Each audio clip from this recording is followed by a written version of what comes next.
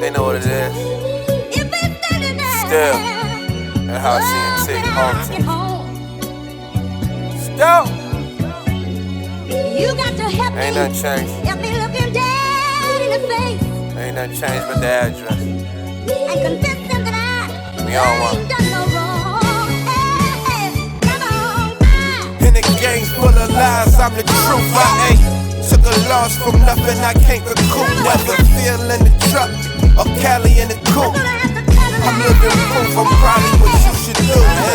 Dior frames make it hard to see these lanes.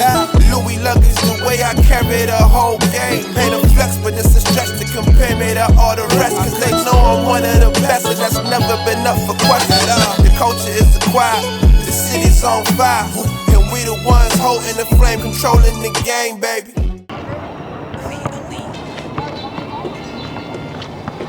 So the legend of Shaddy Daddy is like it's like a folk tale, or like a fairy tale. You hear stories, but nobody truly knows. When I was doing research for this, for this interview, I was like, man, let me go on the internet, look some stuff up. Yo, you can't really find a lot on Daryl Lewis. It was crazy to me. You're like the definition of if you know, you know. So like when me and Mars started doing this, everybody was like, yo, if you're gonna do a conversation story, like serious, you gotta go talk to Shaddy. So you was at the top of the list of people I wanted to talk to. Okay. So the name Shaddy or Shaddy Daddy, where did that name come from? I came from my father, He was a dark-skinned man. They called him Black Shadow back in the day. And you see, I'm dark-skinned, so it kind of trickled off, like, Black Shadow, Shaddy. Then he got the name Big Shad, and then when I was born, he became Little Shad. And then, like all my sons, I call them Little Shad. Right, so your love of basketball, where does that come from? Oh, man. You know what? I played a lot of different sports when I was younger. Football, basketball, baseball. But the love of basketball came from breaking my leg on a 3-wheeler on Christmas Day. And I stopped all the other sports and focused on basketball. Didn't know it was going to become the blueprint to my life pretty much, but everything just went into basketball. Everything. I didn't want to run no track. I was just right. I didn't want to do nothing. It was just all basketball. And then I started getting good. You know what I mean? And then I didn't realize how good I was. I was just playing against different people. They're like, yo, you all right? Okay. You know what I mean? And I just stayed with it. And it just became a lifestyle pretty much. Cause I kept eating and drinking. I would come down here at Ash Park, and I'll be down here all day with no food but a jug of juice. Right. Playing in this hot sun, 90-degree weather. Fifth Avenue the same way, you know what I mean? Be down there all day just to be playing, you know what I mean? So that's how it was. Yeah, so you came up during a time where you played under the original famous Coatesville coach in Ross Kershey. And you actually even played with Rip Hamilton. Y'all were on the same team at the same time. He was a sophomore, yeah. So what was that like? You think of Rip Hamilton and Shaddy on the same team, like you can't even imagine how crazy that would be. You can't, you know why? Because Rip wasn't who he was today. You know what I mean? Like Rip was good. Like Ross Kershey knew Rip was better than a lot of the seniors that was on there. Right. We couldn't see. We knew the group of guys we grew up with, they could play. Right. But Ross Kershey seemed like when we started, and he gave me the keys to the team, he said, bro, he's like, it's a sophomore that's better than some of you seniors. Right. That was it. Like Rip was just coming into his own, you know what I mean? And I was already, okay, this my team. And we didn't never have conflict or nothing. We just played, man. And then we knew we had him, he could score. We had me, you had Cliff Williams, you know what I mean? You had Levi and all them guys, man. Hood, Dre Box. That's a crazy team right there. Like, that's a crazy team. How far were you guys able to get? We lost in the districts. We lost in the district championship to Glen Mills. Dre Boggs, the game before that, hit a game winner against Chester to put us in the districts. But then we get to the districts down Palestra, and we lose to Glen Mills by 3 points. Man, That's crazy. What you think about those names that you name for like Coatesville's sake? Like those are major names. Yeah. So like it's just crazy to hear that all you guys were on the same team at the same time. Mm-hmm. So it's the recruiting process or the going to college process is a lot different now. So like what was it like when you're graduating from high school, picking a school? What was that process like for you? You know, it's funny because my mind was focused more on, let me go back. They don't teach you that you can be successful in the D2, D3 school. Right. When I was coming, I was always, you got to go D1 to get recognized. And that's the problem, because you got D1 talent in D2 and D3 schools that might not have the grades. They might not have, pass their SATs or anything like that. But when I was coming, I was thinking big. I was thinking big, like Duke, LaSalle, and all that. That's what I seen. You know what I mean? So I was thinking like that. Probably my mind, in the back of my mind, I just knew I needed to get a college education. You know what I'm saying? I was like, man, just being in high school ain't gonna work. I gotta get a degree, and that's what was preached to me. So I didn't really have like desire, like I'm gonna go here, I'm gonna go there. I gotta get to school for basketball, and then get this degree. Right. And then I'll be all right, because basketball, something may happen, and it may not last. Right. And that's how I was. But boy, I knew though, coming out of high school, after high school, that man, I wanted to make some money from this game. I really wanted to make some money from it. So I was just like, I don't know what resources I have to do it. I just gotta play. Right. So hopefully somebody will see that, and I'll be all right. Right. So, is it truth to the story? I mean, like I said, you don't see a lot of this information, but is it truth to the story that you went to Maryland Eastern Shore before you ultimately went to Lincoln? I went to Maryland Eastern Shore first because Skokie, and then if you ever, Vic Ford went to Turtle went to Eastern Shore too, but he transferred to Dell State. Oh, okay. Yeah, so I was following, Vic was one of my idols too coming out. Everybody knew Turk. Right. Like, everybody wanted to be like Turk. You know what I mean? But I did that because thinking I need to get in a D1 school. Right.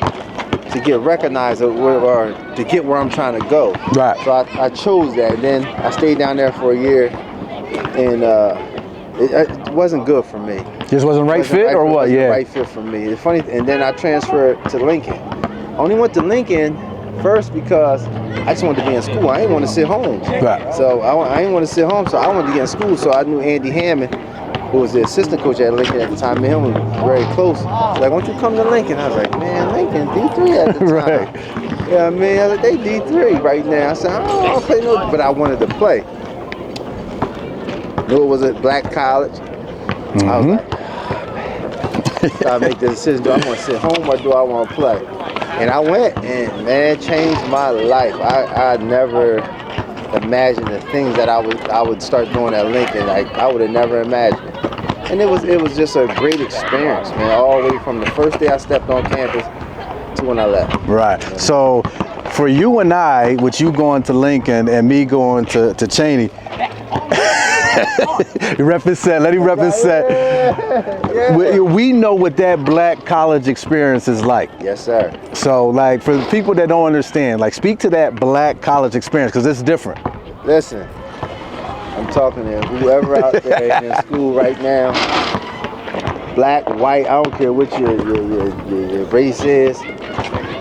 Try a HBCU for semester, just one, and see how you like it. I mean, it's a lifestyle, man. Yeah. It's crazy because that HBCU experience is like your family. Even when you leave college, you like absolutely. It's lifelong relationships. You know what I mean? It's definitely, it's like you still got family in school. You know what I mean? Right. For the rest of your life. And whatever school you went to, when you see your Cheney fam, when you see my Lincoln fam, right. Even Eastern Shore, I still got friends from Eastern Shore. And man, it's like, whew, like I thank God I did it, man. Right. Thank God, and I promote them. Like I want everybody to try HBCU because you can make it. You can make it anywhere you go. You can. You trust God and work on your craft. You can make it. You put your numbers up and do what you need to do. You can make it. Don't care if it's Lincoln, Cheney, Dale. It don't matter. Right. Them HBCUs get overlooked. because the HBCUs. You Right. understand? Everybody's promoting these other colleges, but I mean, I said I'm gonna stand on business when I talk about these HBCUs because it's a lot of talent. There's a lot of NBA talent. It's a lot of overseas talent in these HBCUs. They get overlooked. So. Yeah, and I always say when I talk about Cheney, I'm like, it was something special about waking up every day and seeing people that look like me. Most of the teachers, I had a lot of teachers that were black. Yes, sir. You know, like lifelong friends, like you said, like it's just something special, man. So for anybody who's watching, man, like Shad said, like, give it a try, man. It's something truly special, man. So you were at Lincoln during a time when what was it? Thanksgiving or Black Friday? Black Friday Cheney versus Lincoln games were a big deal. It was what, the day after Thanksgiving every year. What was that? Temple every year. Yeah. Cheney versus Lincoln. Yeah, and you played in some of those games. Talk about that rivalry with Cheney. Jamar Shaw, Eric Pooh Evans, Jemai Springfield. I was a freshman going to them guys, man. Like, I'm friends with them guys to this day, man. And that Cheney-Lincoln rivalry, man, it packed McGonigal like it was an NBA game. Absolutely. Like, we look forward to that game all year. And you, man, listen, you want your it was that rivalry right there packed McGonigal like it was an NBA game, man. And Cheney, man, used to get the best of us when I was there. I gotta admit they used to get the That's Pooh, right. man. They Pooh and Jamar and them dudes played, man. But you know that rivalry, man, is forever. It's gonna be forever. Like it's like a love-hate relationship. Right. Who's the first? No, wait a minute. Nah, don't do that. You know I'm trying to tell you, man. Listen, Anyway, for anybody that's watching, it is a controversy on who was the first between the two of us. We ain't let nobody else besides us get that though. Right, yeah. It's either Cheney or Lincoln, but that rivalry there, man, is one to, you know, it's gonna be forever a love-hate relationship, and right. If you get a chance, you gotta go see it because it still happens. You gotta see it for yourself. I think Lincoln's been getting out on him though. You know Last couple years, you might have been. Yeah. Like Cheney, we going through some changes. It's a tough, it's a dark time. But shout out some of the Coatesville teammates that you had from Lincoln, though. You played with some people from Coatesville. Rest in peace, Lamar Boyer. Absolutely. You know what I'm saying? Ira Pernsley. I mean, yeah, I had a lot of guys, man, come through. My best friend, my brother Darryl Hunt, Uga. Yes, sir. I mean, it was good to play with them guys, man, and you know, especially when like Maury came, Maury, and Ira, like, you know, Maury. I gave Maury the nickname Dimes because you know that's so fast, when he's man. Up there, you know what I mean? Fast. Uga, you know, Uga just jumped out the gym. Ira wasn't playing. Ira didn't see a shot he didn't like. You know what I mean? Like to shoot the ball. Man, listen, put it up. That's what he did. That's what he did. And he was good at doing it, though. He wasn't, you know, he was good at doing it. So, you know, it was great to have people up there that know from home. You know what I mean? So listen, let me just give out some of your accolades. So you left Lincoln University, ending with all-time career score. 2,294 points. That's a lot of buckets. A lot of buckets. Helped the Lions qualify for postseason play 3 years. You're the only men's player in school history to score 2,000 points.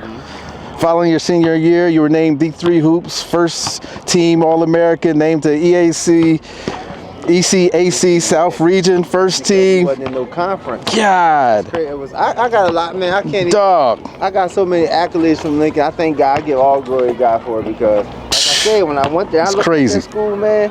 There wasn't nobody in the stand. Like I remember, Jerry Hines was one of my first guys from Coastal to come up there and watch me play. And I showed out for him. I had my first 40-point game. You know what I mean? I had my first 40-point game. You said that so like listen, my first 40 my point. first 40-point game. Right. Because I was a freshman. You know what I mean? Like, them guys, the seniors, they ain't, like, the guys, they had some feelings towards me coming in. They ain't want to give you the keys? Yeah. And they see that I can really go, I can play. But it was always a little bit of, you know what I mean, with me and the seniors, because it's like, man, I've been here. You coming in, you got the green light, but you ain't doing what I'm doing. You understand? Right. And then I knew that I was better than 90% of them. From the draw, I said, listen, y'all, I watched him play practice, and I was killing. I was like, yeah, you're not better than me. You're not. And I see how we practice. Let me ask you a question. Was there anything like this? Because a lot of times coming from Coatesville, we're a small place, and then a lot of black colleges, it's big city, Philly, people from Philly. Did that play into any of it, them looking at you like not wanting to give you the keys because you were from Coatesville? That could have played into it, but I didn't look at it like that. I look at it like, y'all up here bullshit, excuse my language. Y'all up here BS, yeah. man. Like, look, ain't nobody in the stands. Y'all happy with that? Like, man, I can't accept that. Like, and I like, again, I had a goal. I'm gonna get some money. I'm trying to get some money from this game, and I'm at a D3 school that I don't know if they're gonna look at this school.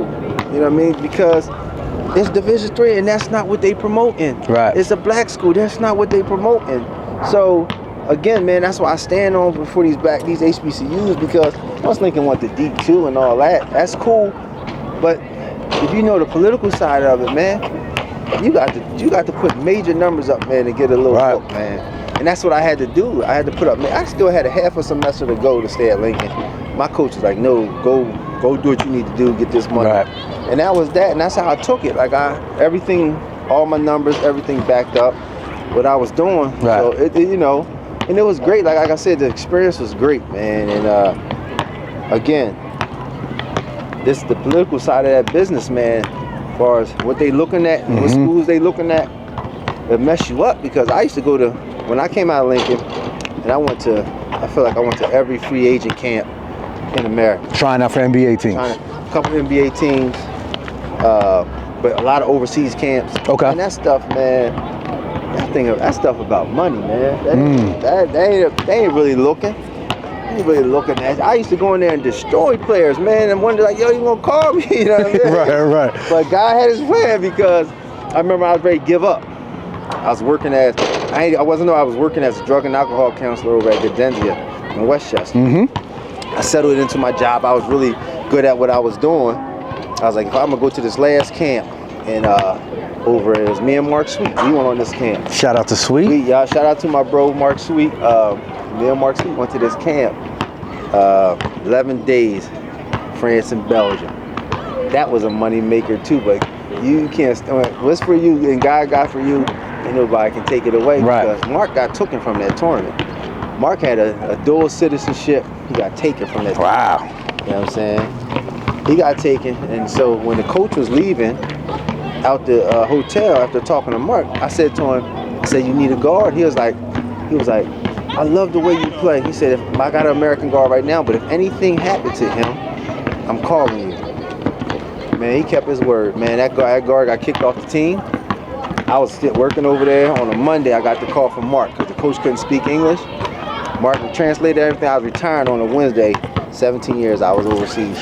That's so crazy. I mean, but your personality is just that type of person to say, you know, if you ever need a guard, you think if you don't say that, does he, like, you know, that's how God works. That's how God works. I don't even know, bro, but I was at my ends with, I was like, man, I'm tired of keep going to all these camps, destroying these players, and nobody calling me and saying nothing. I might get I'm gonna call you and never get a call. You get what I'm saying? This is the political side of these things, man.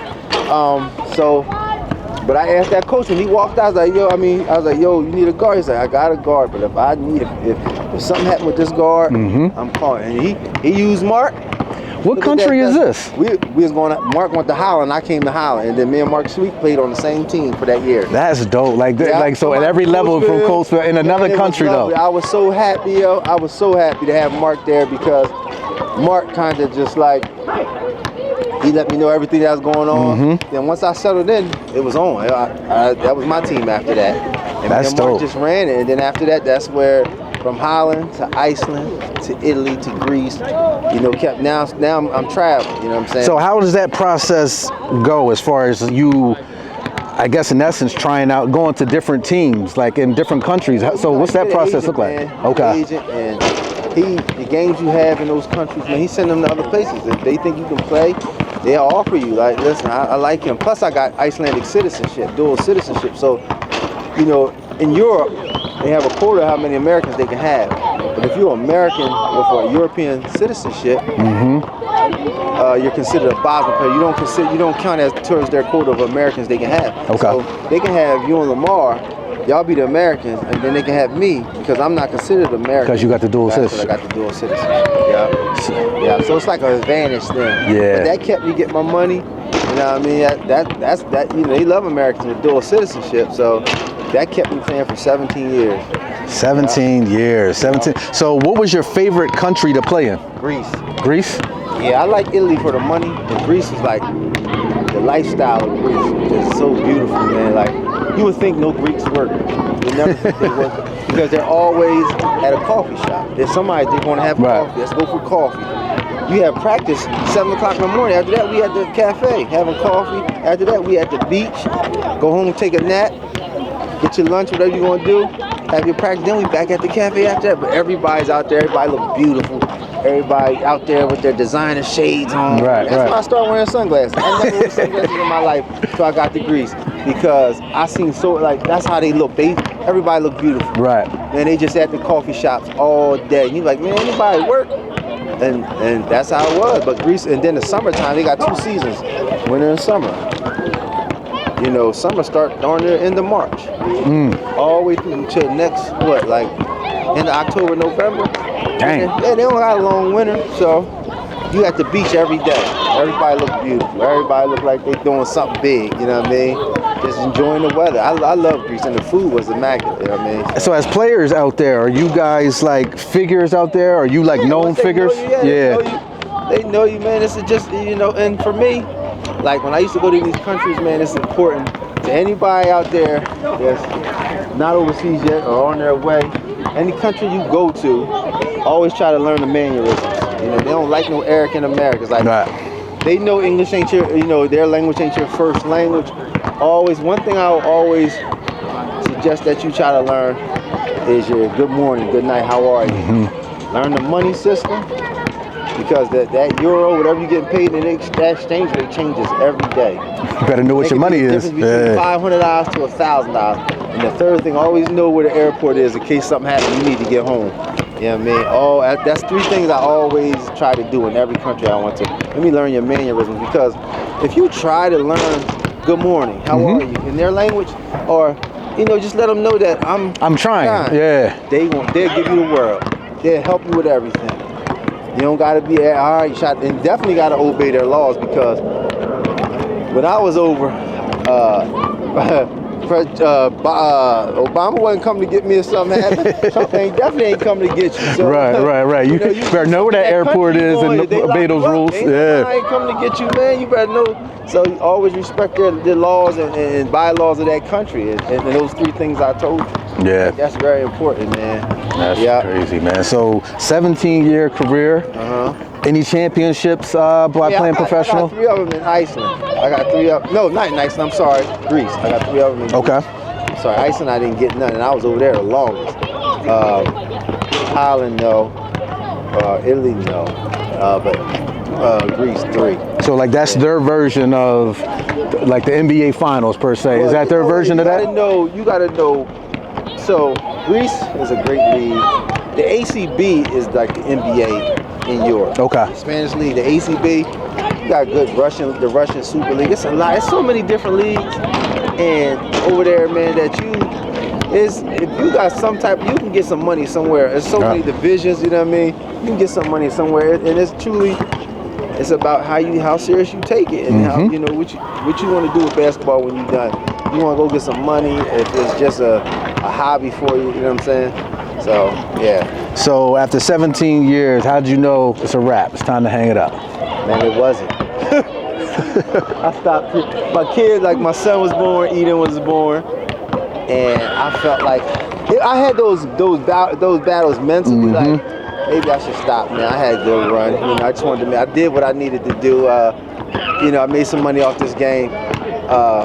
Little guy from Postville took a street game and got paid for it. You know what I mean? So I was just like, maybe I should stop. And that decision just came one year. I was just like, all right, I'm gonna come home and be home with my son. Right. You know what I mean? But I still had like 2-3 good years left, and sometimes I regret it. Right. But Not with the kids, you know. My kids Right. is everything to me, man. But I battle that sometimes. Yeah, Right. I stop prematurely. You know what I mean? so it's crazy. So at the time we're filming this, you're 48. 9. Out of the two of us, you wouldn't guess that he's the 49-year-old, and I'm the getting ready to be 44-year-old. 13. Yeah. So 49. still in great shape. Yeah. Still playing, like you still got love for the game. Man, I still play, man, just to keep in shape. Right. And it's also my mental health. You understand? That's my mental health. Just being connected to it and giving it back to my kids, my sons that want to play. You know, I got one at Marist right now, Elijah Lewis. He's a junior. He wants to play. He wants to follow my footsteps. He wants to go get some money from this game. So I'm just giving him the jewels that I know off the business side as a player. You know what I mean? And what I experienced, and hopefully he'll be able to get some money after college. You know what I mean? He plays. He's a version of me.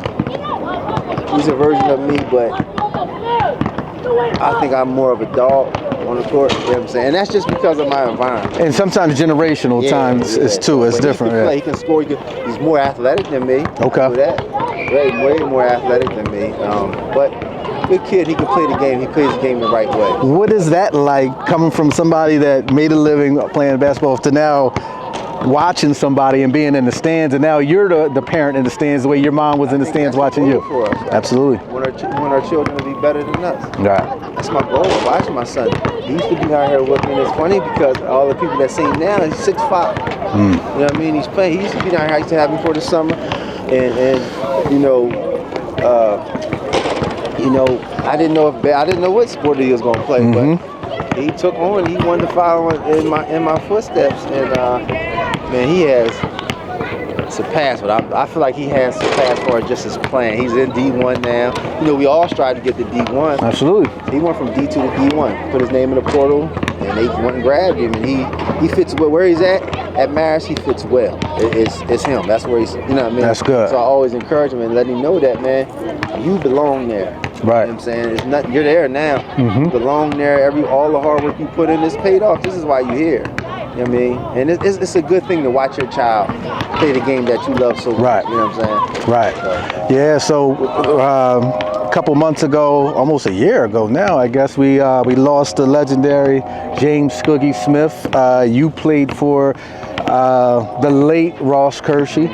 You always... The assistant. Yeah, at that time. That was my guy, though. You know, I used to, in my senior year, I used to go to every home game. I would go to Skoogie's house after school, and then we'll go over game film to Miss Me and him, and I'll sleep in his recliner. And then we'll go to the game together. Like, that was my man. I even nicknamed, because he used to wear these little glasses, I used to call him Bug-Eye Francis. And that was his nickname from me. And me and him always, that was our bond, you know what I mean? And, you know what I mean, even over the years, he's seen my son grow. He's seen him grow, too. Yeah. You know what I mean? Before he played, he's seen my son grow, because he knew that I was young when I wasn't so young, but when I had Elijah, I didn't know how it really was. I was learning how to be a father. Absolutely, yeah. So I didn't know. He seen me. He would give me a little encouragement, tell me what I need. Just give me a little encouragement on how to raise him. And I was like, I gotta learn trial and error, you know. Yeah. What I mean? So I mean, rest in peace to Skug. Yeah, man, a tough loss, man. And when we did this conversation series with Tootie, he talked about just playing for Skoogie and like what that meant. So another legendary figure, Tootie. And with you being a legendary figure, any coaching aspirations? Yes, definitely want to coach, man. I want to start young, though. Okay. I want to start rock and mold them. Yeah. I mean, I don't want to start to an age where they think they know everything and that I don't know anything, Yeah. But I want to start like my son Eden. He's 12 years old. I want to start his age. 12. I could change bad habits. You know what I mean? And incorporate some new ones. And yeah, soon, man, soon. Because I want to be right there with him while he coming through the ranks. Absolutely. I definitely want to see. Look, God knew. Put the ball right there. He know. Yeah, man. So, yes, sir. Yeah, that was perfect. Put the ball. So came right to me. So for when people see this, they're going to hear the ball bouncing. They're going to hear the kids playing. We're at the legendary Ash Park, where for people maybe a little bit younger will never know the epic battles that took place down here in the 90s, early 2000s Summer League. Talk about those days with the Summer League. Who would you play for? I played for Baxter's Custom Builders. I came right out of high school playing for them. Mm-hmm. Of course, I was dating Melissa Baxter, who I got my children by as well. Yeah. But I played for her father, and I came right out and won 2 back-to-back Summer League championships. But over the time, man, I even playing against Lamar and all of them, man, like, oh man, foot stop, man, these battles is crazy, right. Man. And this of Coachville, this is the mecca of Coachville. Before they took it away, this was what everybody came to see every summer. Yeah. I don't care if you wore, I don't care if you ain't have nothing else, if you ain't have no vacations or nothing planned. This was a vacation right here. Absolutely. Every day, the top of that fence lined up just to watch who was playing. Yeah. You understand? You got dressed up to come here. Absolutely. Outfits. Yeah. Then afterwards, there was a block party up top. Cops couldn't get nobody to leave. Right. Just the fact that this was the mecca of Coachville because everybody wanted to be here. Yeah. Got to get to the Summer League. You know what I mean? So Rucker Park, yeah. Listen, you had Johnny Miller, another great legend. You had so many people to come through here, man. Fred, Bobby Robinson, Amp, all our local legends, Ricky Hicks. You know, my man. Man, you had so many Tootie. Everybody honed their skills down here. You know what I mean? Everybody honed and got their identity down here. It's just like the Rucker, like you said, Rucker Park. You got your name down here in Ash Park. Yeah. That's how you got it, yeah. So you mentioned some names and you walked into this question. I wasn't even going to ask this. Right. So, the barbershop talk of Coachville greats and, the top 5. Does that list mean anything to you? Nah. As far as where you rank in Coachville? I'm going to tell you, it never, like, where you put me doesn't matter. But one thing I do know for sure is that you would never talk about Coachville basketball without talking about me. Absolutely. My name gonna run somewhere through there, and I'm okay with that. Right. You know what I'm saying? And it's truthfully, it's not just about Coachville basketball. What I did after just playing here. Yeah. It's not just Coachville. Coachville basketball is the foundation.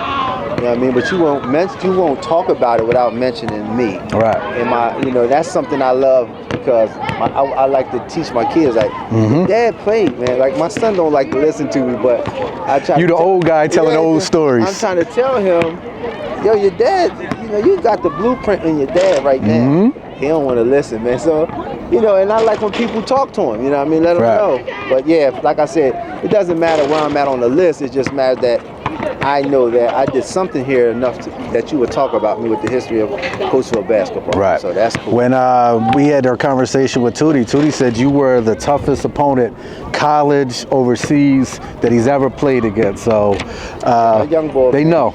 Yeah, my young boy, man, and Tootie had some battles. Right. He was coming up because, man, listen, I was ahead of him, but Tootie, he's one of them dudes that was coming. You already know. He was taking no for an answer, man. Right. I want to play again. I remember we had some epic battles out Cash when Rick used to open the gym up down here when they beat us in the Summer League. Like, it's just good, man. It's good to see him at the reins of what we love in school, running our program, you know what I mean? So shout out to Tootie, man. Absolutely. Absolutely. Last question. So you mentioned already leaving at year 17 was kind of something that you battled with, kind of your regret. Any other regrets in your basketball career? No, not really. Wish I would have really picked up on it earlier. Because, like I said, I played different sports. It wasn't until I broke my leg until I really focused on basketball. A broken leg made me focus. I didn't want to play nothing else. No, I was okay at tennis. I was okay at baseball. You know what I'm saying? I was okay at football. Other sports you could make money from. Right. But when I broke my leg on that 3-wheeler, man, I focused in all basketball. I'm talking about wasn't nothing else I wanted to do. And I took it so serious. So even with me saying that, it's like I get emotional because the fact is I won't let nobody, I won't even let my kids taint this game. You understand? Like, if you want to play, give it everything. If you ain't going to play, let's try something else. And I'm okay with it. But don't play with it and think you supposed to get dividends. I said, if you put everything into it, it'll pay you dividends. I'm telling you. Absolutely. But if you're gonna play with it, see what you're gonna get out of it. So. Yes, sir. Yes, sir. Last thing, I need you to look in the camera and say Cheney. Nah, say Cheney. Cheney University. You see that line? You see that line? That's right. Yes, sir. Good looking, baby. Yeah. My God. Yes, sir. Yeah. Please don't betray me. They know what it is. If it's standing there. Still. That's how I see it. All the team. Still. You got to help Ain't me. nothing changed. Help me looking dead in the face. Ain't nothing changed but the address. And convince them that We on one. ain't done no wrong. Hey, come on. In the game full of lies, I'm the truth. I ain't took a loss from nothing I can't recoup. Never feel in the truck or Cali in the coupe. I'm living proof, I'm probably what you should do.